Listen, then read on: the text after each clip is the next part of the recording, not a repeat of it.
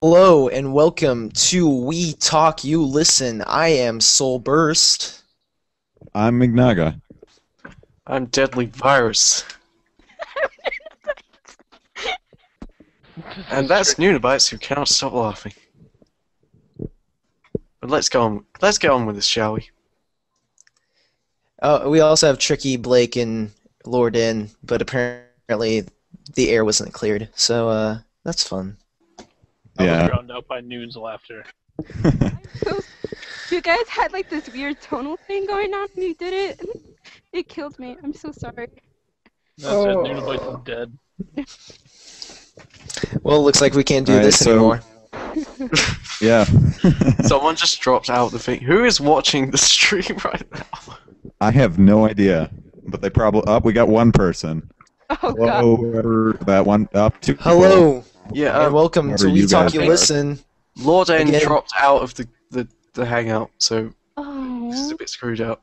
Yeah, Lord N was supposed to be here, but apparently he's not. So yeah, our guest this week is Blake, who is a member of the forum. Blake, introduce yourself. Oh, I'm Blake. Woo. And there's your introduction, people. Oh Yeah. yeah. Hang on, should Man we of re many should we words. restart this or something? Look No. at the mess we got ourselves into. We're live. Alright. We've got one person watching us. Do The you want one to just person- point that will one make them person laugh. deadly? Come laugh. Alright, so anyways, Pokemon, because Yeah. that's a thing. Yeah, this is the Pokemon episode. And before we get any further, I noticed that you guys were talking bad about me. Well, more of bad about Okami behind my back. Oh yeah, we should probably introduce you because you weren't on the last episode. So why don't you introduce yourself? I'm SolxBurst. My favorite game might be Okami. I'm not sure. And my favorite system is the Nintendo 3DS. I think I'm going to throw that out there. So, there we go. I'm introduced. Wait a minute. Did you just say your favorite system's the 3DS? Yeah. Oh. It's a Interesting. bit early to say that, don't you think? I think Soul was born like 2 years ago, so I Yes, know, Probably. right? It's okay, so you Oh, like oh, do you want me to change it up and everything? Okay, that's fine. Oh, it's the GameCube now. GameCube so 64. you see, You now gotta you're go with just the trying to be a GameCube hipster and fit in with everyone. representing the cube. And, whatever. I'm gonna go with the 3DS just because it's got a lot of promise on me right now. I If guess. Bravely I kind of Default agree. doesn't come out, I will probably murder someone in the process, and it won't be anymore. everybody heard that, so you know when something happens, we all know who it was. Exactly. Hey, We'll just I won't stage deny a it. terrorist attack on. Who makes Bravely Default again? Square Enix? Capcom. Stage a terrorist attack on Square Enix's Oh, headquarters. screen. That would go over so well.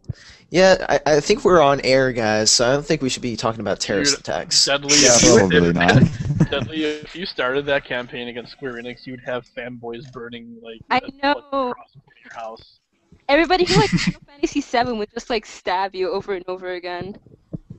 Whoever these two people Now we're talking are. about stabbing. Okay. Welcome to We Talk You Listen, where we talk about the Wii U, and this is a And Pokemon terrorism. episode. Apparently Hey. Pokemon as well. Oh yeah, I forgot about Pokemon. That's what I'm here for, guys. Oh, Pokemon. yeah, we gotta introduce Lord N. So, Lord N, introduce yourself. Oh, hey guys, I'm Lord N. I will be reviewing Pokemon Black for you guys later. Black 2, just to make that clear. No one likes Black 2. I like Black. Uh, I like Black too. I'm kidding. I like Black too. That can really be taken out of proportion if no one knew we're Yeah, talking right. about Pokemon. Just saying. I Oh think yeah. most No people one know likes that. black. No one likes black. No one likes Generation 3. That sounded really racist. Just gonna say that out loud for right What, now. the Generation 3 comment or the Black comment? We're definitely talking about Pokemon Black and White too, just so everyone knows. The Generation Oh, wait. 3 comment, obviously. Pokemon Black and White. Black and White. Pokemon Black and White. Yeah, Blake and White. That's it. Black and White. So we know who Noonabites is thinking about right now. Oh, his voice is just so freaking adorable. Like I can't even fathom like the amount of like joy I feel from like listening to his voice. Yeah, Blake needs to get his own anime. Pokemon, gotta catch them all. Oh God. Okay, never mind. So we gotta catch them all and bring them back in so we can do a podcast. Yeah, Like that that's probably transition? a good idea. All right, so let's start off with Black and White 2. Who picked it up this week? I know I did. Yeah, I I- picked it up, but I haven't like played it. It only just came out today in Europe, and I'm not planning on picking it up for a while yet. Maybe not until Christmas, but I'll think about it. I have not picked it up, and just really quick, just so people are wondering, because I know this is on everyone's mind, I'm probably not going to be the most talkative there in this podcast, because I am the oldest, so I was 14 when Pokemon came out, and I wasn't really into it, so you guys are going to have fun with that. I That's know. right. Yep, Grandpa. We know. Walk. I was exactly of the right age to. I was born during, I was born the year Pokemon came out in Japan. Wait, what? Yes, 1996. Holy crap! I'm old too. I told you you're old. 1996, high five. That's Oh. my year of birth too. God, guys, like Jesus, really? I was in school when. Oh my God. Oh God. I'm a young whippersnapper. This is what it's gonna be like for me in 6 years when you got all kids from the 2000s becoming 16. So, for those of you who have got Pokemon Black 2 or White 2, how do you believe the game is? I think it's the best Pokemon since Silver, in my opinion, but I'll try and back that up later, I guess. I'll let everybody else go. It's good, but I mean it's obviously just the same old Pokemon. It has looks exactly like Black and White, feels and plays like Black and White. It's just, I mean, it's fun, but it doesn't do anything, I guess, innovative. I think that was kind of to be expected though, since it's a direct sequel and all. I think when they make Yeah. Pokemon for the 3DS, it's going to be big and innovative, I think. Hopefully. Yeah, that's true. I can't wait for the 3DS version, or whatever the 3DS version is going to be, to come out. Yeah. The thing is, the 3DS is the first handheld that's going to be able to handle full 3D Pokemon, so I really hope they go with that. Part of me That feels would be like cool. they won't be doing that for like a long time. I feel I like mean- they're so intent on just keeping the same formula and the same feel and look of it. I think I we'll at hope- least get 3D models, so the battles at least might look somewhat like Colosseum, for instance. Yeah, I which actually I think, really liked. yeah, I actually think it's gonna be sort of like pseudo 3D, but not like Fire Emblem, which was kind of ugly. But yeah, I think that's the next step in the 3DS Pokemon franchise. Definitely, I think. Yeah.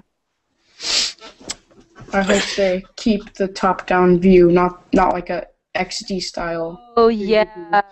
Well, With that. No, top down, I think. See, But I think I always wanted it to control kind of like Colosseum and XD, just from a more top-down perspective, just because there's not really that freedom of camera movement with the 3DS.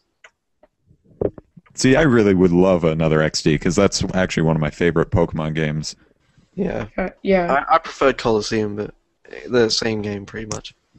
If they do make one, I'm sure it's going to be for the Wii U. Yeah, That would that's be really awesome. love it for the Wii. And I would not be opposed to that either, because that would be Yeah. amazing. I They'll agree. probably just make like a spin-off, not a real game. I would love a Technically, game that combined Colosseum and Stadium, kind of both all the tournaments and the mini games, especially of Stadium, but with the single player of Colosseum. Wait, Colosseum has a single player? I never played that one, because I assumed it was just battles. Really? Yeah, it's a single. It's got a single player. It's pretty much like XD, where you have to purify all the shadow Pokemon and everything. It's Except- really good actually. I except may have to you're go buy that game now. except you're in like an old. you're an old guy. No, you're not. You just have grey hair. Yeah, you're old. You're a Japanese person, so you have gray hair. You're a Japanese anime character, obviously. So You have Yeah. grey spiky hair and like a robot arm thing that allows you to catch shadow Pokemon, I think. yeah, XD is a direct sequel to Pokemon Coliseum, Yeah. and that's shown. It's in the same area and everything. How did I not know this? I don't know. Because you I saw guess it's kind of Pokemon Battle misleading. Revolution. Battle Revolution sucked. Yeah, Battle Revolution was bad. I played that one. disappointment. The Wi-Fi battles were cool though. It felt like Stadium, but without the charm of Stadium. Yeah, it was not the best. I agree. Did that one have mini games like Stadium did? Pretty sure it didn't, but I haven't played it in a few years. It did not. Those are like the most fun part of Stadium, like I know. doing all those random things. The Yeah, lick your tongue one, I still remember the music from that. those mini games are immaculate. Yeah, they were so much fun. I think I played more of the mini games than I did the actual game. I might have too, actually. Alright, So- the question of the decade would be for you guys that picked up Black and White 2, for you guys that are big into Pokemon, if you guys had to take one Pokemon game with you on a deserted island, what game would you take? Soulstar. Hmm. Probably, still silver. Sorry. This is a tough question, but I don't know. I would say Crystal, but thing is, Soul, Silver, and Heart Gold are pretty much Crystal, but better and with online functions. So probably Heart Gold or Soul Silver. Wait, but you're on a deserted island. You want, like, online functions on a deserted island? This island has to have consideration. Wi-Fi. Let alone the fact that you're on a deserted island and probably aren't going to last very long if all you're doing is sitting there and playing Pokemon Soul Silver. So Okay, everybody I would knows I would that focus when my time on building a raft and then playing Soul Silver while on the raft.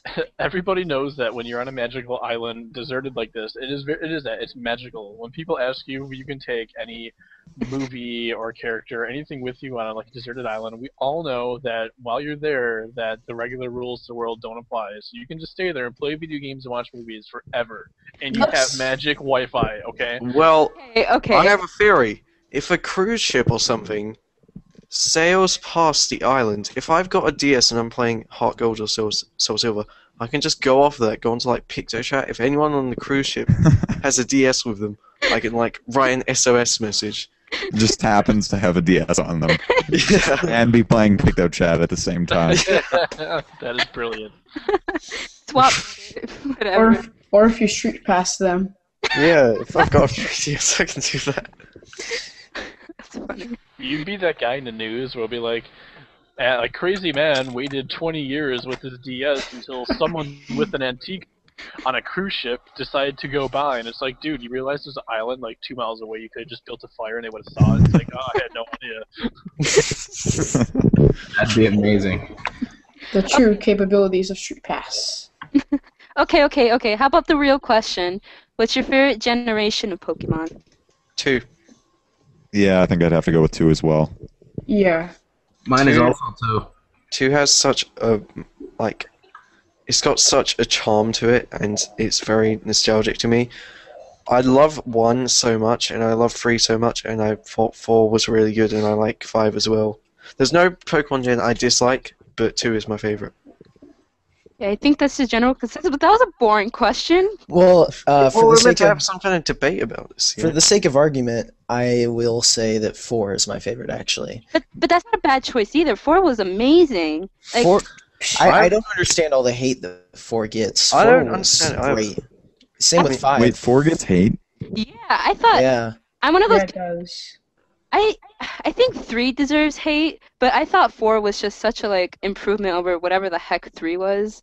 I don't get why people hate 3. I mean, I mean, everyone says it came came at an odd time when Nintendo wasn't really popular, so everyone kind of jumped on the hate bandwagon for it. But I loved it, so I don't know. Yeah, I mean, I disagree with that statement. I mean, the reason why I don't like 3, because I thought the Pokemon was crap. I thought the story was just really, really boring. I hated the music. So, like, it's just a lot of reasons why I hate the game in general. Oh, God. That music was so bad. I think that was the first Well, the music was good. It wasn't like the level of 1 or 2, but it was good. Nuna, Yeah. get out. I think Blake just ended this podcast. Well, according to Blake, that's it. We have to leave. Well. So that's it, guys. We're done. So It's the we end. so far we have involuntarily ended this podcast twice. This is not a good sign. We have to leave the Apparently, it's planet. much easier to get started with a podcast or end a podcast than it is to start one. It's true. Have we even technically started yet? What are you on? I don't know. We're probably still arguing over random things before we start. First we were talking about a deserted island, then This is our podcast content, Blake. Get with the program. If I were to bring a Pokemon game to a deserted island, I would choose Black 2 or White 2. Damn. Ooh, And why is that? there, but Oh man, this game has so much content. It's crazy. well, wait till you see the after game, the post game. Yeah, see, I'm 30 hours in, and I'm only 5 badges in, and I got 30 hours of gameplay. Same here. I've fallen behind. I've only gotten like 10.5 in. Stupid school preventing me from doing important things like playing Pokemon. How dare it get in the way? I know, right? So I know a lot of different people. Like some people, they always play with a different party in every single, or they switch it up all the time with you playing the game. But like when you guys play, like do you guys like you like get your Pokemon right off the get go, and then you keep one party, just level them up and use them throughout the entire game, or do you guys constantly switch out? Usually, if I've played the game beforehand, like if I'm playing an older game, I will sometimes do that. I'll have a team planned out beforehand, usually, of like Pokemon I want to aim to get, but I'll use different ones along the way until I can get those specific Pokemon. I plan out my team always and only use those Pokemon throughout the whole game, but the post game I usually EV train a good team and then use those from there out. I think I just kind of catch, like when I first play the game, I just kind of catch whatever's there to just kind of beat the game, and then I concentrate on building a team. That's kind of how I tend to do it my first time around. Yeah, replays are different, but definitely the first time I'm playing the game, I feel like it's not necessary to like have to concentrate and waste so much energy on like building the perfect team when you could probably kick everybody's butt with like one Pokemon anyway. Well, I don't really build a perfect team. I just grab the Pokemon I like on the way. Now and see, Yeah, that's use what I them. do. Nuna, your point brings me to an interesting story of how I played Pokemon Red when I was 3 or 4 years old. And Flashback. It's story time. I was like, yeah, it would have been 4 or 5 years old when I was doing my first playthrough of Red, and of course I still had the mind of like a child, like an infant. All my Pokemon were named ridiculous things. I had like a Caterpie called Mr. Worm or something. My Blastoise was called Superman. I didn't even like Superman. That one doesn't even make any sense. And I caught loads of Pokemon, like every Pokemon. Well, no, not everyone, but I caught most of the Pokemon. But the only one I ever leveled was my Blastoise, and he was such a good companion to me. I got into like level 80 something. Aww. But I never actually completed Red when I was a kid. I got to the Victory Road, I couldn't get past that as a kid. But then, now that wasn't the end of that Blastoise. That wasn't the end of Superman, because a year or so later, I was playing through Gold, and I transferred over my Blastoise into Gold. Used him to. He was like level 80, so I used him to beat the Elite Four in Gold. And he travelled with me back into Kanto, and it was the most beautiful story of all time. Did you name your Typhlosion Batman? I had a Feraligatr actually. I was big Aw. into water Pokemon. Does anyone else think that like this story would have been a perfect time for us to have like a flashback sequence sound effect? No, I don't know. You're the it master of wouldn't. the sound effects, so It that's would not under be. your jurisdiction. It's not on Google Plus, so I'm sorry, guys. Good. Oh man. Anybody else have a story? Well, Stories. speaking of the leveling up one Pokemon, is there anyone on here that plays the noob way, where you get your starter and only level up your starter? That I was- used to do that. Yeah, That is what I did as a kid. Yeah.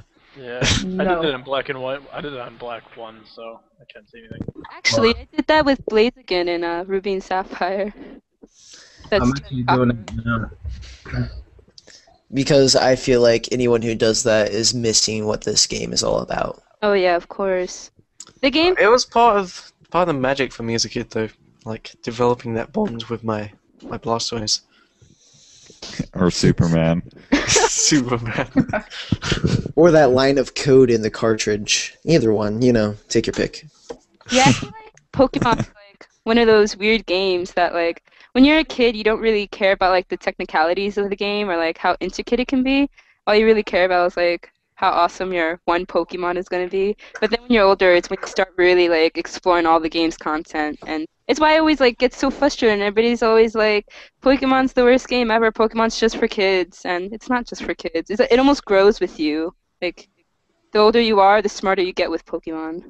And it, Unless, and it unless grows you smart with you. find it until you're 14. They definitely Can you guys hear me? Yeah. Yeah, I can hear you. Okay. They definitely aimed to us to the plot with the plot of Black and White and Black and White 2. Who Not the who is kids us at all. referring? How old are you, Blake? I guess they aimed to the. I actually have an issue with the story in Black. Well, at least the way it ends. But I think you're definitely correct in saying that they aimed for the more mature audience with Black and White, and I really hope they keep going in that direction. Like I said, I haven't played Black to White 2, so I'm not sure if they continue that. Well, I don't really want to spoil it, but Oh, okay. it so doesn't. Yeah, okay. not really, but I don't Just know. leave it at that. I haven't finished it, so I'm Sorry. not really 100% sure.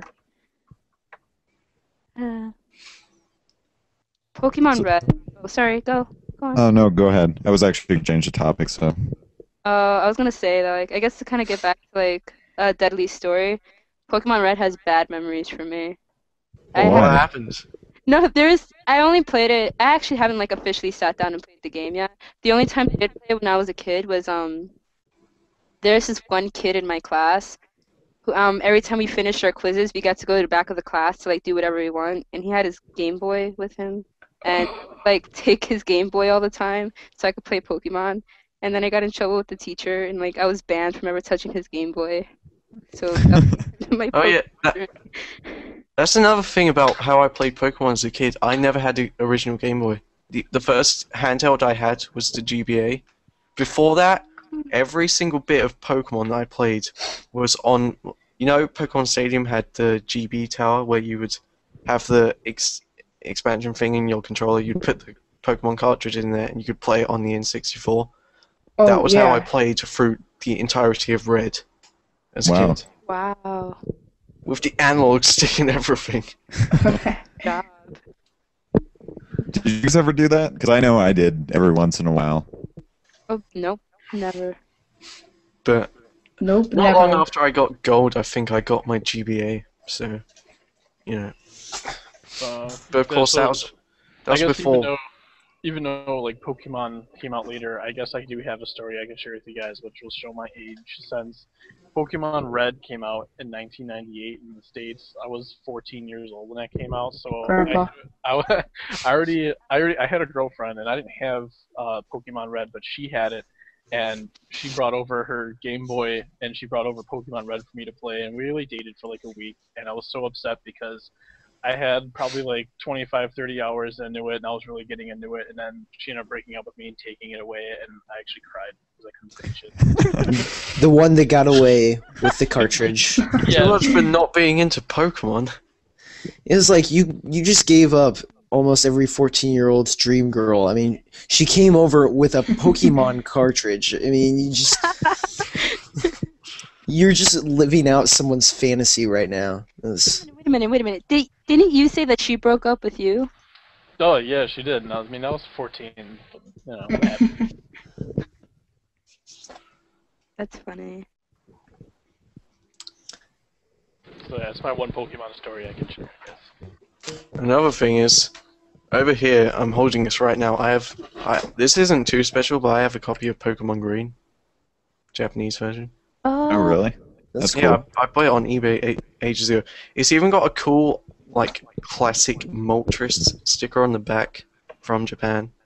See, I have the same game, and when I first got it, it had a Mew on it, and it was obviously hacked. Oh. I have all the Gen 1 games here. Red, blue, yellow, green, all sitting right next to me here. That's awesome. Red is the original copy I had when I was 4 years old. Unfortunately, it doesn't have the Superman save anymore, which is kind of sad. That's too bad. And blue was something my friend, when I was like 9 years old, gave to me, and yellow was my cousin's who gifted it to me. And green I obviously bought off eBay. And I tried to play it, and of course I thought it'd be easy because I was like, oh, I'll just name all my Pokemon in English.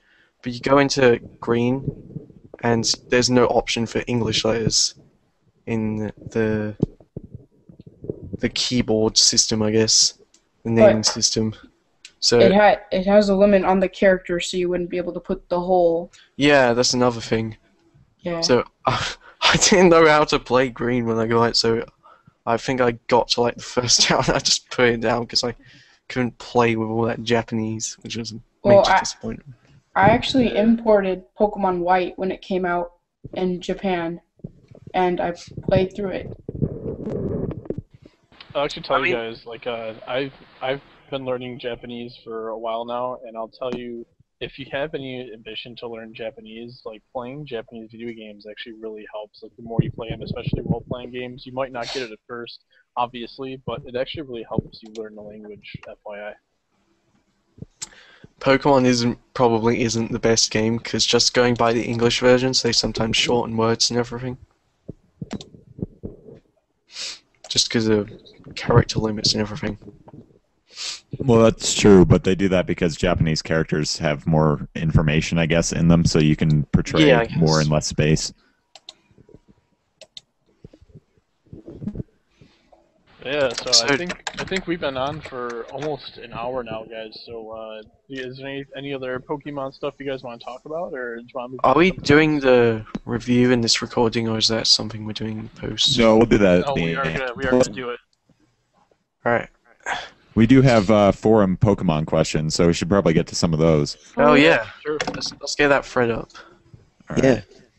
Here. How about we each pick out one, and then that way, we don't Yeah. choose a million. Alright. Keep going with it. All right. Which forum was that in? That was under, I don't know, who put that up? It's under general gaming. Okay. We're gonna have to dig a bit deep into this forum to find this. No. All right, here, I've got one. This one's by Cerberus, or as Noon knows him, Pickle. He says, which one is your favorite and why? Pretty simple question. And I think he's referring to Pokemon, which Pokemon is our favorite. And since Oh, I guess I'll start. So my favorite Pokemon is either Zapdos or Jolteon, and I'm not sure why. I just like them. So yeah. Electric. Yep. My favorite Pokemon is. I don't know why, but I always like. Mine might be Blastoise still, because I have fond memories of him. And he just looks cool. He's a tank and a turtle combined. How can you not love that? But also, Next time I get a Blastoise, I'm gonna name it Superman. you really should. I love all the fully evolved forms of the water starters. Apart from I don't very much like Empoleon, but Oh, yeah. I loved Blastoise, I loved Feraligatr, and I loved Swampert. So yeah. Here's a question from Koopaman. I don't know for those who played it, but he asked if there's any legendary Pokemon, like past legendary Pokemon. Do you guys know? Yes, there is quite a bit actually. Did everybody answer the favorite Pokemon question? No. No. No. Tricky way to go. All right. I thought it was just asking. I thought like it was just asking you. Sorry about that. Shame on you. That was because like if we're gonna pick questions off of here and everybody answers, it might make for quite a long process.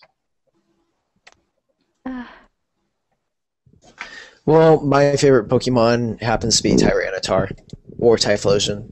One of the ties. Oh, I love Tyranitar. He's such an awesome Pokemon. Mine happens to be Gengar. I'm a ghost guy. Oh, Gengar. I love him too. I always liked Haunter as well. Yeah. I loved that whole ghost trio, Ghastly, Haunter, and Gengar. So awesome. Yeah, they're good. Yeah, I guess Mine is either Absol or Lucario. Lucario is pretty cool. Yeah. everybody likes Lucario, actually. I've always been a bit puzzled as to why. I never really liked Lucario. He's awesome though. He can talk. He's like Power Shadow of the the Hedgehog Aura. after he stopped being cool. Wait, Power Shadow of the the Hedgehog was cool at some point. Hey, He was alright. He was alright in Adventure Sonic 2. will always be awesome. Shut your face. Shadow was good in Adventure 2 when he was more of an edgy villainous type guy, and then it transitioned into more of the emo type. Yeah, But we that's can't been get into talked that about a though. million If times. we start getting on this, then Pokemon will take backseat. So let's not get into that right now. We'll leave Yeah, the Sonic until whenever the next Sonic game comes out, I guess. Sonic Racing. I guess my favorite Pokemon, and this is only because she gives me so many options to choose from. Eevee, because I love a lot of Oh her. god, yeah. Yeah. Eevee. Eevee, I love Eevee. Chansey's another one of my favorite. But... Oh, I'm trying to remember what I named my Vaporeon now in red. God, I hope it wasn't Supergirl. That would be cool, because you'd have like Superman, the male version, Supergirl, the female. All I remember, the only other name I can remember is I had an Aerodactyl called Mr. X. And you guys probably won't get this. That was a reference to here in Britain we have a series of kids' toys called Action Man, and the big villain in that is Mr. X. So I named my Aerodactyl after him because I was like 4 years old. I wonder if Okay. I can get a Google Images picture of him. I'm gonna tell you guys what I named my Squirtle as a kid. Okay? You guys ready? Yeah. Yeah. Still a kid though. I mean, really. Yeah, is this story valid still? Yes. The nickname was Squirt. That is super creative, Blake. I know. 5 stars for you. You know what though? I can't believe him because I do the same thing. If I'm feeling really lazy, I just shorten all the full names of all of them. So like Ratatat was just like Rata, Rata. Squirtle, Squirt. I do the same thing for all games though. One thing I used to do when I was, again, in the same Red game, I used to, you know how the Pokemon always have those little descriptions for, like, Pikachu is an electric mouse Pokemon or whatever? Mhm. They have those descriptions. I would sometimes just take that and give it that name. So I remember, I think it was Jigglypuff that was called a balloon Pokemon, so I just named it Balloon. That's funny. We should get another question called. One thing I wanted to bring up, there's this Stall. guy, is why are all Pokemon games the same? I remember Red and Blue were great, first of their kind. Yellow was good too. Then after that it's just small changes in new Pokemon. And this is an argument I've seen everyone make, and I think we should cover it. All right. I think I have an answer that kind of covers it. So let me talk for a second. Basically, the reason I think Pokemon can get away with doing that is because they're providing a 40-hour-long RPG every single year, and that's hard to do with innovation in it. And that's why I think they can get away with it. Whereas something like Call of Duty, which also has the same problem of people complaining that it's the same thing every year, doesn't get away with it because it's only 4 or 5 hours long. And whereas Pokemon, it's 4 hours long. So that's the reason why I think it's okay. But I don't remember if that was the question or not. Was it? Hmm. I think that the addition of more Pokemon always helps a lot of the times. Like, if there was not that, then I don't think anyone would buy it, because people always complain, oh, I hate the new Pokemon, why are they so, it's always the same, and Mignaga. you would get bored of Red, of just going into a cave and always seeing Zubat all the time, and that's what I liked about Generation 5. You bring up Zubat, but Zubats are in every single game. Yeah, that was a pretty bad example, wasn't it? Seeing oh, here's your starter. It's either Charmander, Squirtle, or Bulbasaur. Again, I would get so mad at that because those aren't even my favorite starters anymore. Now, I do agree that there are a lot of innovations they could make, but I think the base formula of Pokemon doesn't need to be changed too much. I mean, for the 3DS, I want them to go more 3D, of course. But another thing is, I forget whether it was Diamond and Pearl or Black and White, was rumored to have different types for the starters. I think That it was was fighting, Black and white. fighting, psychic, and what was the other one? Shadow or dark Light. or whatever. Well, because of the Reshiram, Zekrom, everybody thought they were gonna introduce a light type. No, 'cause- it's not yeah. the types, but the starters were, instead of being fire, Oh, grass, I water, see. it was going to be fighting, psychic, and dark, I think.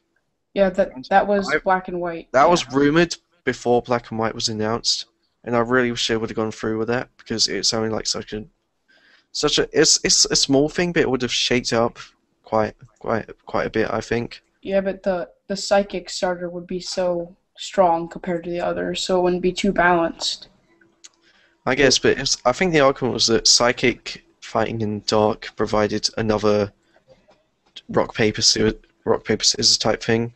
Yeah. So it was Well, if you think about it, every year, every time a new Pokemon game has come out, like Red, I don't think it had very much super effective stuff in there. And there wasn't a whole bunch of the type advantages. There wasn't physical and special attacks. Yeah, actually, I had wanted to say that I actually disagree with the whole Pokemon doesn't do anything new, because a lot of what we see today actually wasn't introduced until later on. Like the EV training and IV training wasn't introduced till third generation or whatever. So I disagree with that a lot. But I guess that's me.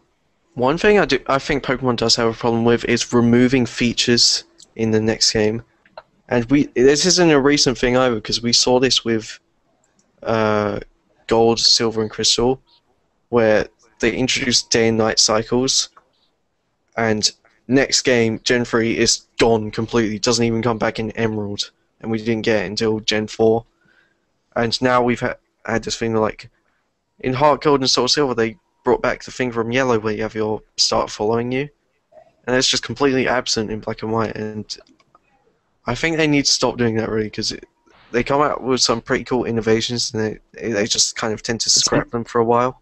It's mainly because of the teams. I heard, I'm pretty sure that when Black and White was in development, it was in development at the same time as Soul Silver and Heart Gold. Yeah, And I heard this as well. And so the team made this new innovation. Like the menu on the bottom screen was awesome. Yeah. And like just press one button and you're running for the rest of the game was awesome. And 2 registered items, that was awesome. And then all of that was gone in Pokemon Black and White. No, in Black and White you could register like a bunch of items. Right, but that I didn't ever find that useful at all. It didn't work out as well as I thought it would. Yeah, I agree. Yeah. So guys, while you're on the topic of features and everything, that was a question that was on the forums, which I'm going to add my own thing to, but someone asked when do you think we're going to see a 3DS iteration of Pokemon, and I wanted to add what features what do you guys want to see changed, what do you want to see kept the same? Honestly, next 3DS one, I'd say within the next 2 years. Yeah. I think it's in development right now. Yeah. Because Black and White 2 are done. You also have to consider that they could have 2 teams working on games at the same time. So it could have Pokemon 3DS realistically could have started earlier this year. And also I think they're trying to transfer the brand slowly over to the 3DS because we've had various spin-offs for 3DS and now we got the Mystery Dungeon game coming out. So I think they're kind of trying to transition over to the new platform now that Black and White 2 is out. Well, I think they'll definitely come out with the 3DS Pokemon in fall 2013 for Japan and probably November us maybe. Hopefully an international release. That would be awesome. Yeah, we'll probably see it somewhere around there. Based on what has happened in the past, late 2013 for Japan, probably early 2014 for Western release. Yeah. So you think maybe E3 of next year will probably see the first signs of it? I don't think they've never announced a Pokemon at E3 before. It's way through that one Japanese show, isn't it? One Pokemon Smash. Pokemon Smash. Whatever it was called. Yeah. Yeah, but if you think about it, if they did announce it at E3, that would be a really good thing for E3. I mean, Nintendo's been criticized for their past E3s, and I think that would bring the spice that they really want. The thing is, I think that's what they're trying to do. They're trying to bring the attention away from E3 because I think they want more control over what they show. Yeah, that's right. So I think they're going to stick with the tradition of announcing it through the Japanese magazines and TV shows and all that. Well, So- yeah, because announcing it at E3 wouldn't make sense because it's going to come to Japan first. So why would you announce it in the United States? Yeah, That doesn't it's make just- sense. It's a Pokemon tradition, really, to have everything comes from Japan in the first few months. Like, we don't get any names or anything for the English Pokemon for like way after, and it's kind of a tradition. I don't think they would really change that. Well, then Actually- we'll probably see some sort of US stuff for it. Then we'll probably see a trailer at the show saying here it comes to the US and various stuff like that. Yeah, probably. But I think, again, going by what's happened in the past, if it is in development right now, and I'm right, we could see it being announced early 2013, so not too far away. But that's just my theory. Actually, to correct what you said earlier, Pokemon actually has recently for Black and White and Black and White 2, just as the Japanese one is announced, on the Pokemon official website for the USA, they actually announce it also, but they don't give as much details as the Japanese does. All right. So after that, we should talk about what features we want to be upgraded and what do you want to be added to this. And me personally, I want all the stuff from Soul Silver back, Yeah, I was at just least. gonna say that. Yeah, definitely. I mean, everybody obviously wants an upgrade in graphics, but like, I wish they would implement a lot of the features they had in like Diamond and Soul Silver. That would be amazing. I, I, I really don't want a 3D like XD, but imagine what a Pokemon following you in like an XD style game would look like.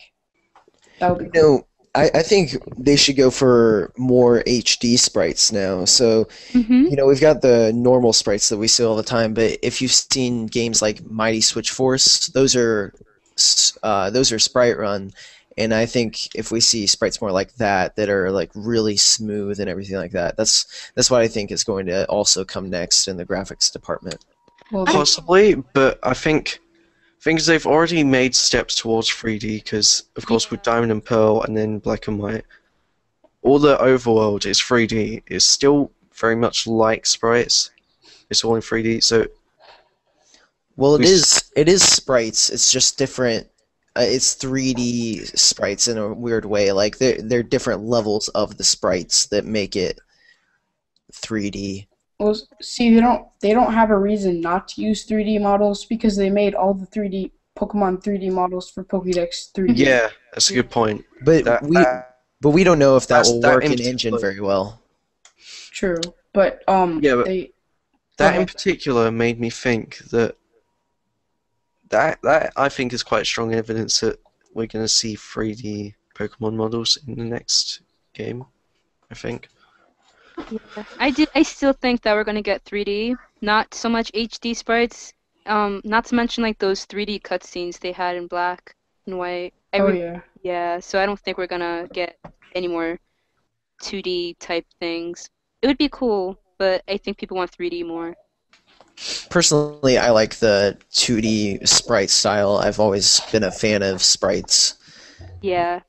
mainly because I made sprites for a while, but Yeah, that was a big worry for me a few years back because I used to be somewhat into the whole Pokemon spriting thing, and I always used to wonder what are people gonna do when they get rid of sprites and it's all 3D models and you can't really realistically do the same kind of spriting things that you've been able to do with the old games.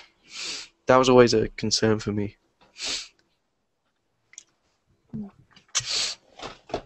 of course we haven't really talked about what features we want now, like gameplay-wise. Oh, What do yeah. you guys want gameplay-wise in the features? I mean, we've talked about graphics enough.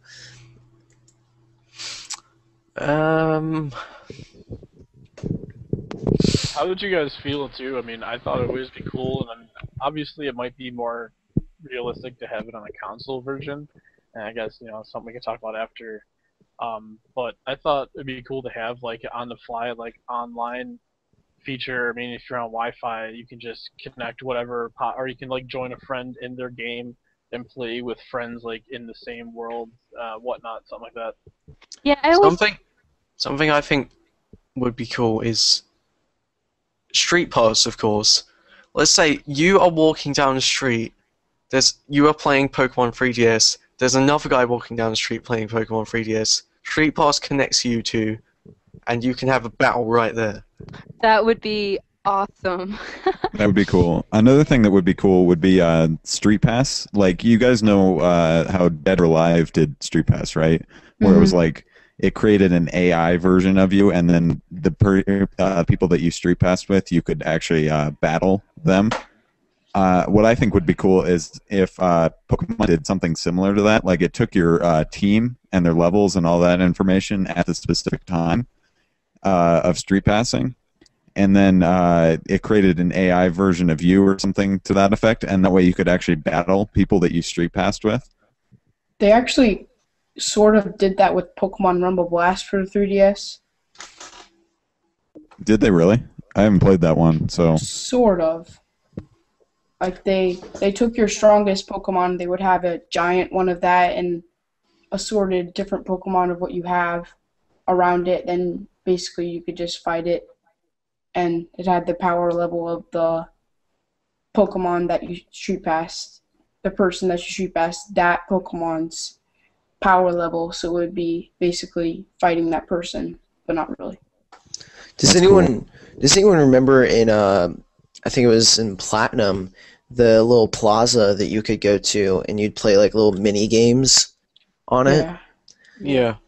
I want to see something kind of similar to that, but instead when going to a Wi-Fi battle, like you go into a little plaza and you can walk around and talk to people and see like what kind of player they are, and then fight them depending on like if they're super competitive, and you're really casual, you don't really want to fight them. But if you want to find someone who is more to where you are, I think that would be a really cool addition to it. Yeah. I want to see Poffins. I want Poffins back. Making Poffins was so cool. I thought you said dolphin. Making dolphins is amazing. That's funny. Is there a? I might be being completely stupid here, but is there a dolphin Pokemon yet?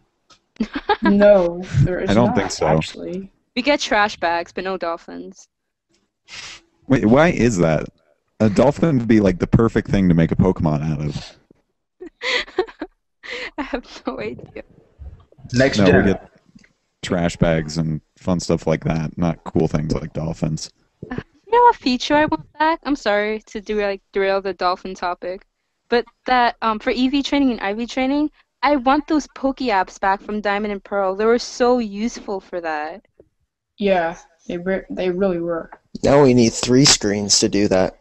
Speaking of 3 screens, on the 3DS, we just got Code of Princess, and we have some people who want to talk about that game. Yeah, yeah. So just really quick, because we are gonna do more. We did want to do more than just a Pokemon theme, but we decided Pokemon would be the main theme with the advent of Black and White 2. So this is tricky. I know I picked up Code of Princess and I beat it in 2 days. Oh my god. It's epic. I know. Noon, you played it. Did anyone else here pick up the game at all? I really can't. want it. It's no European release date. So. Oh wait! I have news on the European stuff. Well. Apparently, I forgot the name of the company, but a company did pick it up for Code of Princess. But apparently, it's one of those companies that take like a long time for release. Oh so damn. So I think you guys are gonna get it, just like not anytime soon. Wah, wah, wah. Probably in like a year. Better late. Dude, I'll tell you, it's better late than never. This And, game is amazing. Yeah, I'll give my thoughts really quick, and then Noon can give her thoughts. For the most part, like for me, this is a huge game because Code of Princess is a spiritual sequel to the Sega Saturn classic Guardian Heroes, which is definitely a cult classic among Saturn owners. I was one of them. Code of Princess it's hard to describe. It's a side-scrolling beat 'em up game with RPG elements. You can pick between multiple characters. You level them up, give them stats. You can buy equipment for them, and you just pretty much you just beat the crap out of enemies. And it does have a storyline. And surprisingly enough, I wasn't really sure how well they would handle the characters, how they would give them personalities. And I mean, the story is on the shorter side, but there's still enough to it, and there's so much replayability from leveling up your different characters, finding items, unlocking people, and online play, that this is a game that can keep you busy for a long time. Graphically, I wouldn't say it's the best looking game on the 3DS, but it is a very pretty game. Also, the voice acting is superb.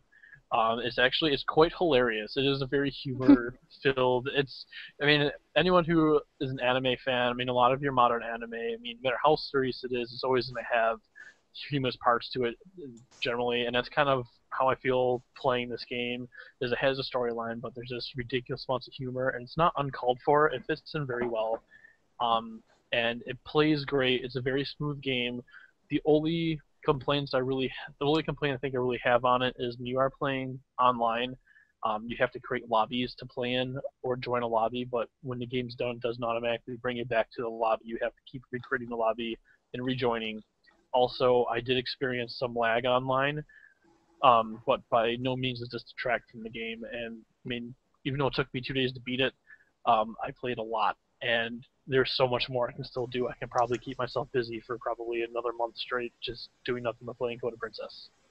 So, Tricky, before you go any further, how about you describe the more of the game itself a little bit? You just gave your thoughts on it, but for those of us that have no idea what this game is, really, give a quick rundown on what it is. Like I said, I mean it's basically a side-scrolling action RPG. You take on the role of there's a main character that the story focuses around. You take on her role, and it's broken up into multiple stages, and enemies are thrown at you from every which direction, and you level up your character while beating them up. And you do unlock other characters as you're playing, and you can play through each of those characters who brings a special skill set to the game. So you have characters with magic range attacks, you have characters with big weapons that are a little bit slow and bulky, but they do a lot more damage, and you have your quicker, nimble, like thief characters. It takes place in multiple planes, so you can actually jump from like the background to the foreground, and 3D is actually used very well to portray that, so you can get a better bearing as to where you're standing on the screen, and you just wreak havoc beating everything you can on screen. Yeah. Should I start giving my thoughts, guys? Yeah, go for it. Yeah, go ahead. Alright, so I mean, I haven't played as extensively as Tricky has, but I really do love how much I've played of it. I think Tricky mentioned the voice acting. I wanted to throw this out there. For anybody who's a fan of 999, Axis is also coming out with Virtue's Last Reward. 999 is a visual novel game, and this game, Virtue's Last Reward, is going to have full voice acting. And one of my worries about VLR was the voice acting in general, and the voice acting in Code of Princess was just so charming and so cute that it like eliminated all of my worries. And guys, I'm not even kidding. Like the quality of voice acting here really is. It adds so much like personality to the characters of this game. So for graphically, it's not like Revelations, but the sprites they use, they're really like intricate in that like when Tricky spoke about the characters who have like heavier weapons, therefore like they're slower and stuff. You can see the resistance that these sprites have when they like throw their weapon, and it's really, really great. To talk about the planes though, since it's a side scroller and you can jump from like 3 different planes, one of my complaints about that is that when you're like in the background, the screen gets a little smaller and it's harder for you to see your sprite. So like while I was playing, I found myself consistently jumping to the foreground to avoid that issue. Also, the lag that Tricky was talking about is also present during gameplay, specifically when you're like doing a lot on screen, like a lot of different comboing, but it's not enough to like D-tier the game or for it to be a complete distraction. Like it's never hindered me, but it is obviously there. What else is there? I didn't think it was. I didn't notice. I mean, like you said, it is there. It's a very small amount. It's one of those things where like, if I was like for instance, some of the characters can attack. Like you can attack like multiple. Like most of your attacks aren't single character oriented. So if you attack and there's like a group of 5 people in front of you, your attacks are hitting all of them. And I did notice like if I had like 10 different enemies being attacked by my one move, it would be a noticeable lag. But yeah, it's not game deterring. It's not detrimental to it. It's not going to get you killed or anything. It's just very minor. Yeah, the comboing system in this game is so fluid. Like each combo, like when you hit each button, it just goes back to back to back. Like the timing is so easy to get down, and it's so much fun to do it, and it's so easy to do it as well. And it's one of the things that I had a lot of fun doing in this game, like a lot of fun. The online, unfortunately, is not the best point in this game. The lounge thing is really annoying. Also, when you play with higher level people, like when you play online, there's no sort of system where it just kind of levels all the players out. When you go Yeah, into there online, is actually a system you oh, can. there is?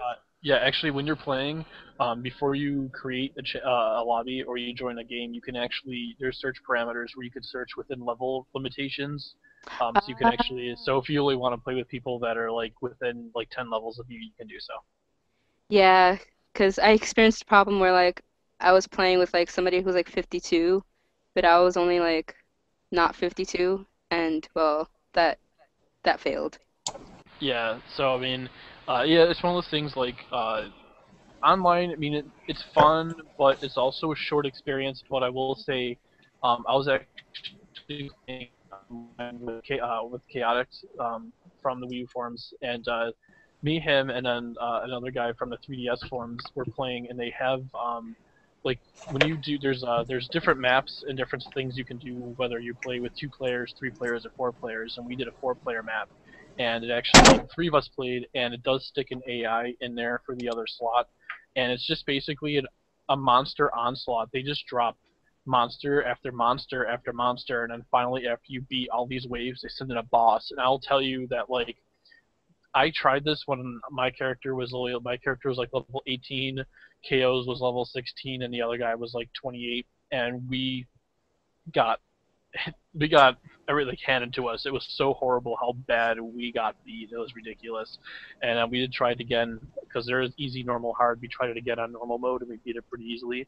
So it does offer a challenge that can take a while.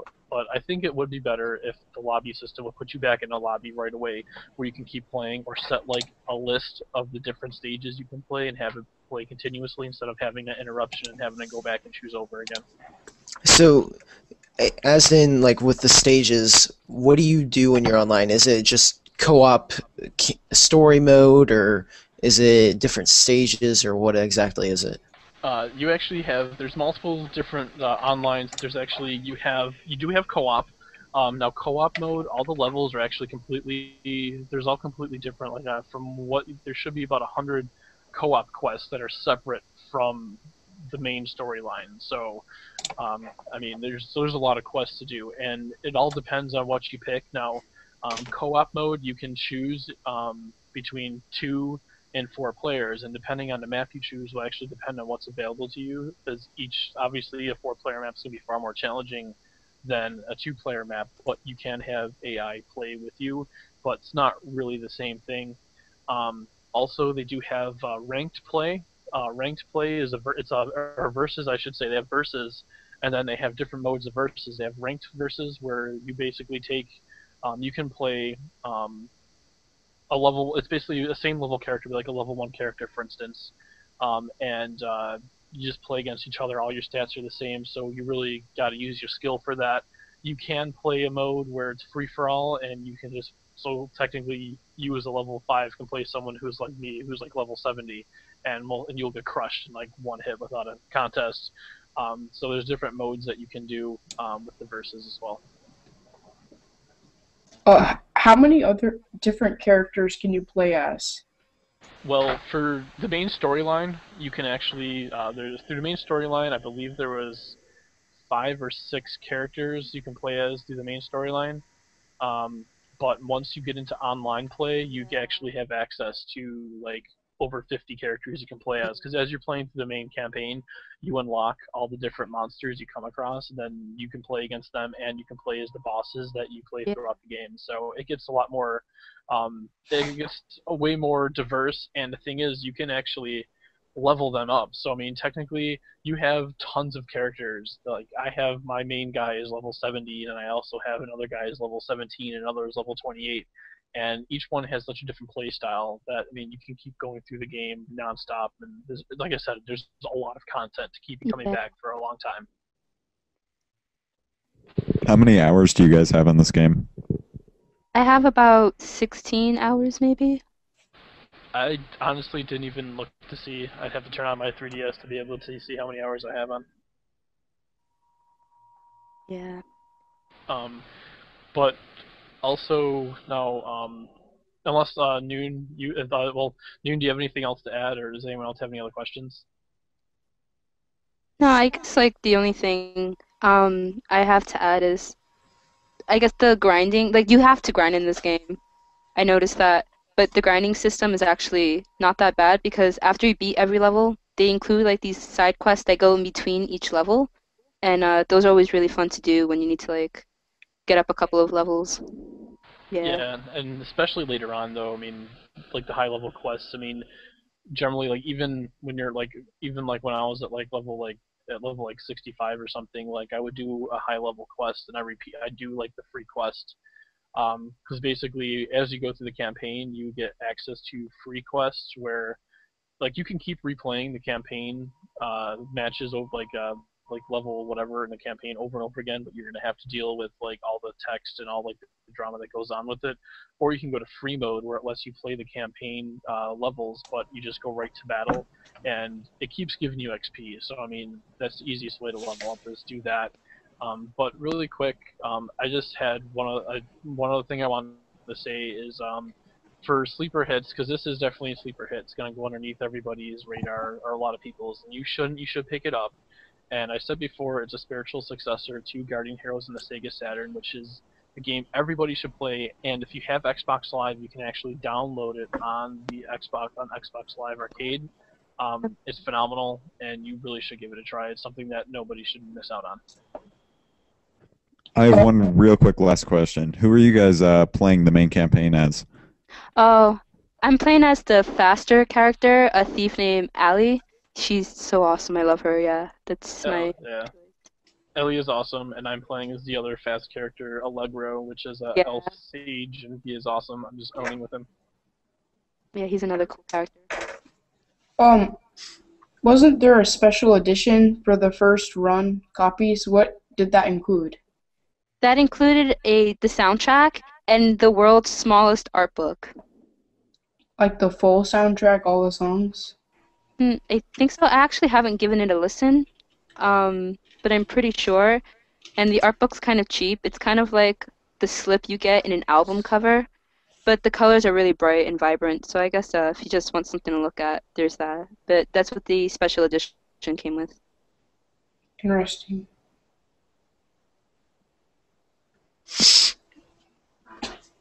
I was actually looking to pick up a Sega Saturn or something soon, so if I do that, I will definitely go straight for Guardian Heroes for one of my games for it. Alright, well, I think that is all we have to say on the Code of Princess topic. And next, I think we've got corners. Is that right? That is correct. I think so. Alright. And then we'll do a review of Black and White 2. Alright, then let's get that started. So what are the corners? I don't know that. So that was the sleeper hit corner. I'm pretty sure I was thinking of the Black and White 2 review as the corner. This is what I was referencing. Well, yeah, we still need to do that, so I'll be. Yeah, I'm pretty sure that's Blake and Lorden who have And this. Meg? Yep. Yeah. Fire away. Alright. With this, guys. Well, I'm not sure. Is Blake still here? Or, Yes, I am here. Cool.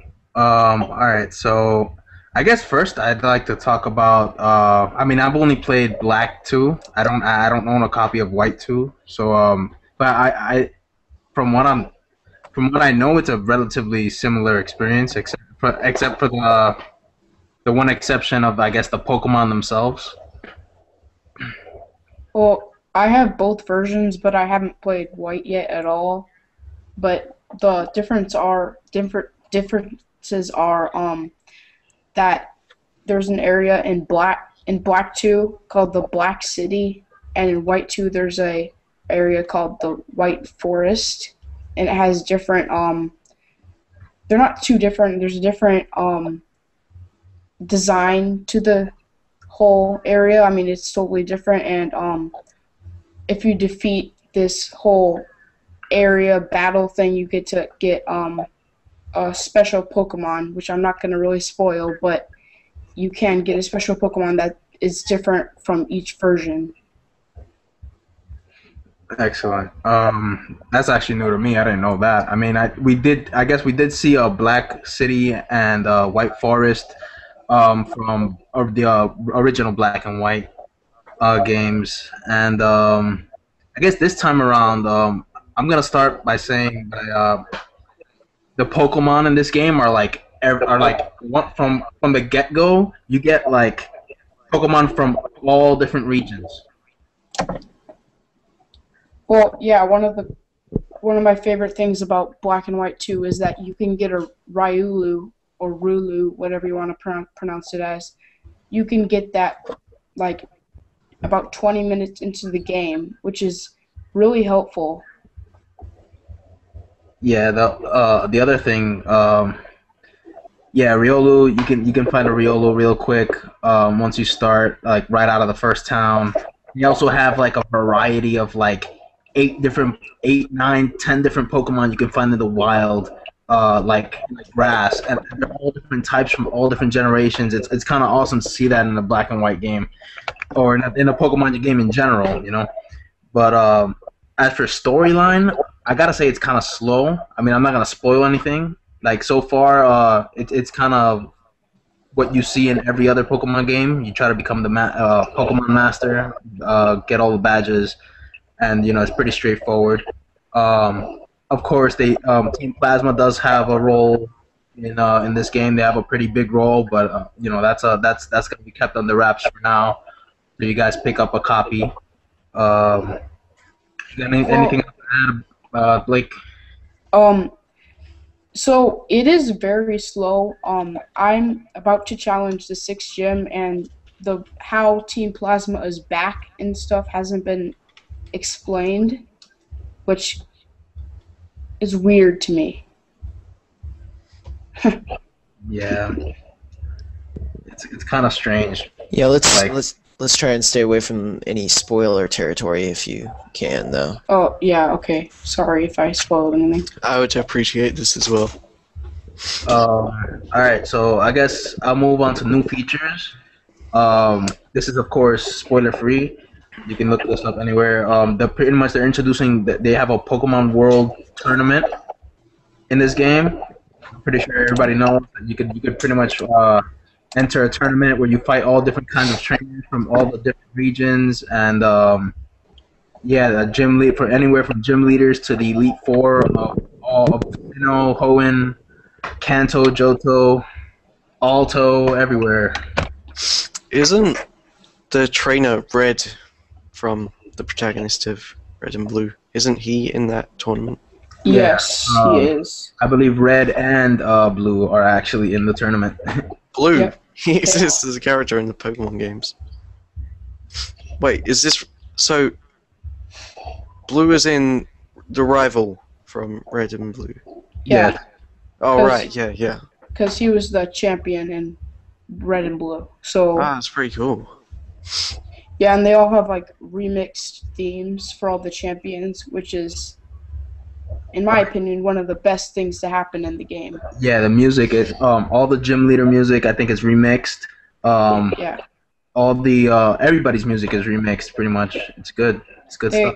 They actually have each gym has their own different theme to it. So say that you go to this person's gym, well, it has a completely different theme than the previous gym you've been to, and it fits the character that is the gym leader. So that's cool. Yeah, I mean, so obviously there's some gym leaders, of course, that are that you'll recognize from the previous game, and you'll see that their gym has changed. Of course, they changed everything. It's a good it's good, and what else is new is they also introduced something called Pokestar Studios, where you make your own Pokemon movies, and it's kind of cool. Oh yeah, I was having fun with that feature. I thought it was kind of fun. Well, Yeah, it's pretty it's pretty badass. Yeah, How exactly does it work? Cool movies. It's a good way to pass the time, I guess. It's more extra stuff to do. They Like- spent a good 30 minutes on there. Like I know it's kind of like the contests, but like, what exactly do you do? What is the gameplay that you do? Oh, you're in like a green screen box during the filming, and you basically have certain commands you can use. Um, like some of them say attack, defend, or you can just pick according to the situation in the movie. And whatever you pick um, affects what the audience feels about the movie. And the more I think you get paid, I'm not sure. I haven't really spent too much time on that. You get battle points. Oh, you do? Yeah, you get BP, I think, for doing a successful movie.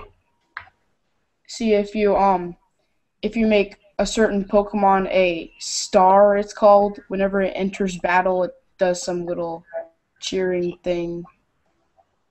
Yeah, and you get to rewatch your movie after you record it. During the actual recording process of your movie, you actually have to it's like Blake said, you follow a script, but you can also choose to deviate from that script and kind of make your own twist to it. And it's just like the previous the other events that they used to have, like the Pokeathlon and stuff, where you have like a crowd and stuff, and they have different reactions to whatever you do. Um, it's kind of the same. There's a crowd that watches the movie after you've made it, and if it sucks, then they'll leave. If not, then they'll cheer and they'll stay or whatever, and then your movie's successful and whatnot. So it's a cool extra feature. Yeah, and you can either get a weird ending, a good ending, or a bad ending. For some reason, they have you shoot for the weird ending because apparently it's a good movie if it's weird. Yeah, I don't know, Pokemon logic. Yeah, so I mean, all right. So moving on from the Pokestar Studios, they introduced this new thing called Hidden Grottos, where if you search in between certain trees, it's not all the trees. It's like in specific spots. There'll be a hidden grotto where you in between trees where you can go in and you can find a Pokemon in there. Sometimes it's a rare one. Sometimes they're just stronger than the rest of the wild ones. And it's a small thing, and but the it's good. Pokemon in the Hidden Grotto have what are called hidden abilities, so it's an alternate ability what the regular Pokemon has, so they're hard to get. Yeah, so I mean, I actually haven't found many hidden grottos, except for that one where they actually show you the very first one. But Yeah. I gotta spend more time. I think we should touch on the medal system that was introduced. Yeah, yeah, I was just getting there. Medals are pretty much this day and age's achievements. It's like Pokemon achievements in a sense, I guess you could say. You get a medal for every, like, let's say they want you to watch TV in like everybody's house or something, and you'll get a medal for that. But, And the guy that gives you the medals are actually he's in the Pokemon Center, so whenever you visit and you got a medal, he'll be there. it's kind of ridiculous though, because you have to talk to him to get the medal, where you should just be able to unlock it immediately. Yeah. Yeah, that's my problem with those medals is you have to go talk to that guy when it should just kind of pop up like an achievement or trophy does on the Xbox or PlayStation. But I guess it's pretty easy to do that because you're healing your Pokemon. Then you just walk up to him and talk to him. I guess he's in a convenient location, but still, it's Yeah, exactly. inconvenient. Yeah, it's just poorly implemented. It's a good idea, and I think they should definitely try and improve on it, but talking to the guy is really annoying. Another really important new feature. Well, it's a series of new features. Is the Unova Link. The Unova Link is an option that you get to choose from the main menu when you start the game. And in that Unova Link, they have 3 other subcategories. One of them is Key Link. There you get to trade keys between the Black 2 and White 2 games. So the keys are actually what you unlock keys after you beat the beat the entire game. And what the keys are, it's a challenge mode for I think for black version 2, and for white version 2 you get assist mode. And assist makes the levels of the trainers, I think, and meter, Lower. yeah, like 5 levels lower or so. Yeah, that's it. And yeah, and challenge mode makes it 5 levels higher. And the AI is higher for challenge and the same for assist. It's lower. Yeah. And well, when you beat the game, if you use the key link, you can actually trade the challenge mode or the assist mode between games, which is pretty cool if you don't have Yeah. the version. Another cool feature is that you can connect your old black or white games to the black 2 and white or white 2, and you can trigger what are called memory link events, and you can they're like flashbacks. Like I saw this one where it's N releasing his old Pokemon. Yeah. Yeah. There's pretty much it's called memory link, and yeah, it's a cool way to get hidden cutscenes and stuff.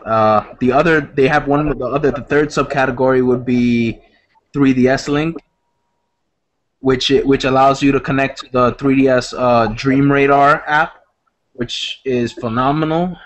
That I might add. I purchased it recently, and I find myself constantly saving the game in Black 2, going to the Dream Radar, playing a game after every half an hour or so, and it's awesome. I mean, what the 3DS Link actually is you get to transfer whatever stuff, items, or Pokemon you get from the Dream Radar. You get to transfer them over to your Black or White 2 game cartridge through the 3DS Link.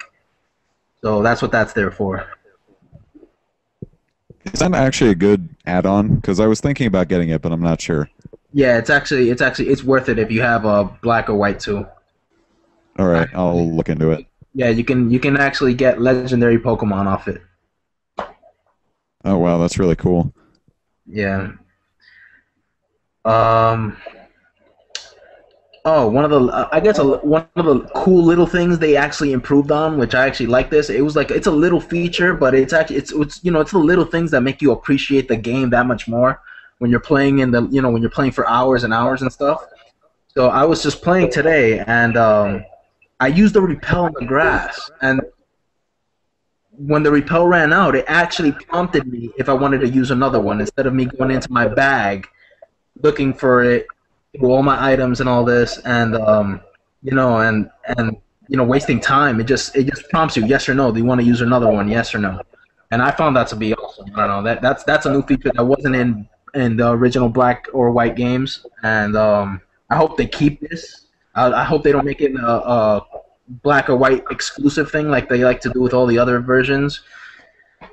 That's all I have for Pokemon. Yeah, I guess that's it. All right. Well, I'm pretty sure that's about it. Yeah, by the way, that was much better than my Resident Evil 6 review. That's all I have to add. No, I was terrible. That was a lot more positive. Yeah. Positive reviews are always good. So this is the first time that we've done this on Google Plus, obviously. So if there are any issues, we'll make sure to fix them in later episodes. We'll probably not do this again because of audio issues and of the sorts, but we'll see how it goes. Before we do anything else, I do want to promote my little campaign, if nobody minds. Yeah, you go ahead. Beautiful. I mind immensely. Well, too bad, because I'm doing it anyway. If you haven't heard, Bravely Default Flying Fairy for the 3DS looks amazing, and Square Enix is being a whole bunch of hogs and hogging the game over in their country right now, and said that they don't have any plans to release it over here, but that could change. So we started a little campaign for it called we have a Facebook page called Bring Bravely Default Flying Fairy to the West, and on Twitter we are BDFF Localize. and we are actually, as of 5 minutes ago, working together with Operation Brave, which is also working for the same goal. So if you are at all interested in this amazing-looking JRPG, then I would suggest you follow that up, and thank you if you do. You need a cool operation name. I quite like Operation Brave.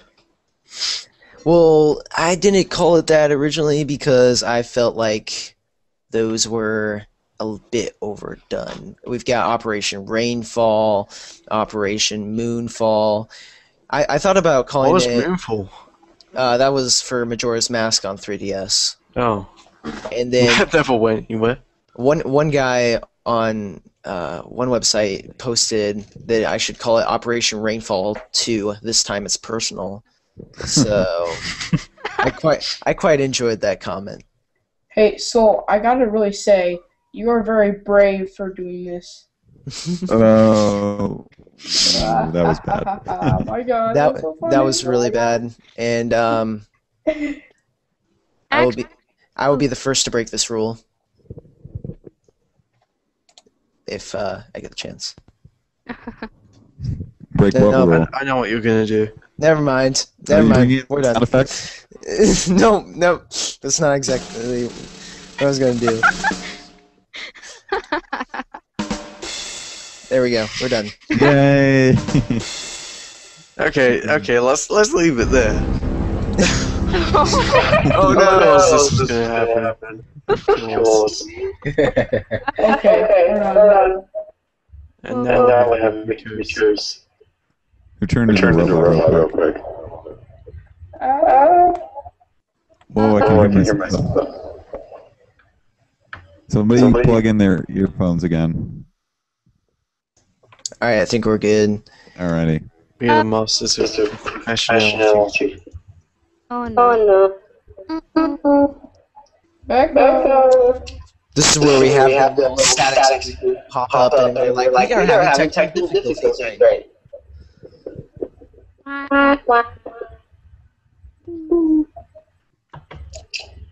Apparently we're good at making podcasts.